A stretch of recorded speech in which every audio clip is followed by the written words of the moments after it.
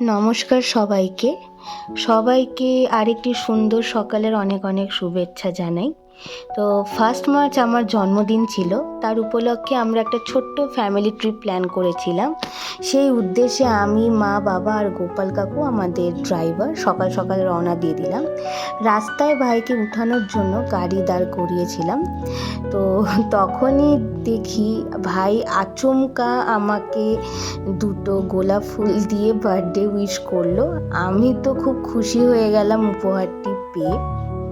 তারপর ওকে গাড়িতে উঠিয়ে নিয়ে আমরা রওনা দিলাম কার্শিয়াংয়ের উদ্দেশ্যে, যেটা আমাদের প্ল্যান ছিল যাওয়ার।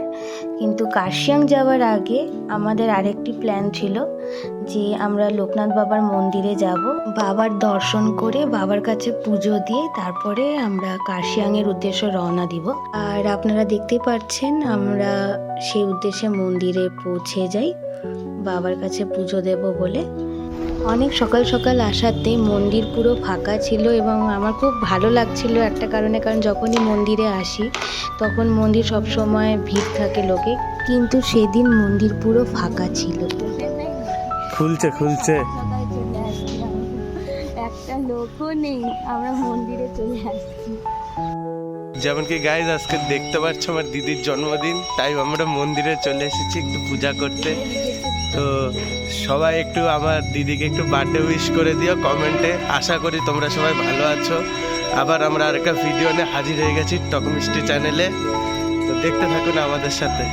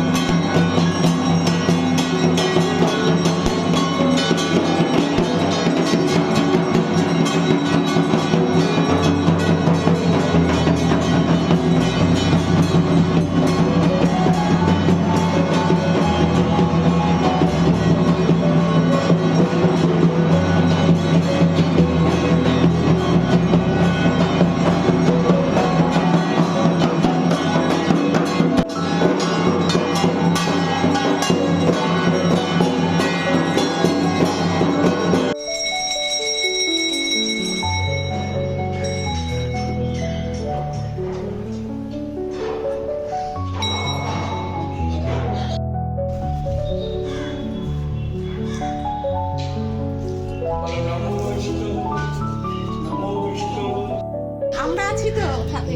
একটু আজকে আমার দিদির জন্মদিন, দেখতেই পারছো একটু পুজো দিতে আসছিলাম মন্দিরে, দিদি দিল। তো দিদি আজকে কি বলতে চাও, কিছু বলো। এখন একটু পূজা দিব, তারপরে পূজার সময় নো কথা বলে দিয়েছে। ঠিক আছে, দেখা যাক সামনে কি আগে আমরা কি করছি না করছি, দেখতে থাকো।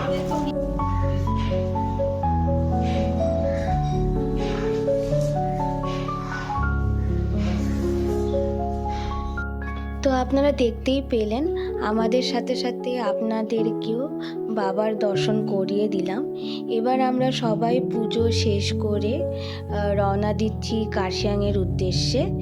তো কার্শিয়াংয়ের পুরো জার্নি দেখতে হলে জুড়ে থাকুন আমার জন্মদিনের পার্ট 2 ব্লগে এবং অবশ্যই টক মিষ্টি চ্যানেলের সাথে। আমার জন্মদিনের পার্ট 1 ব্লগটি এখানেই শেষ করছি, কিন্তু ব্লগটি শেষ হওয়ার আগে অবশ্যই আমাদের টক মিষ্টি চ্যানেলটিকে সাবস্ক্রাইব, লাইক, কমেন্ট, শেয়ার করতে ভুলবেন না। টাটা সবাইকে, ভালো থাকবেন, সুস্থ থাকবেন।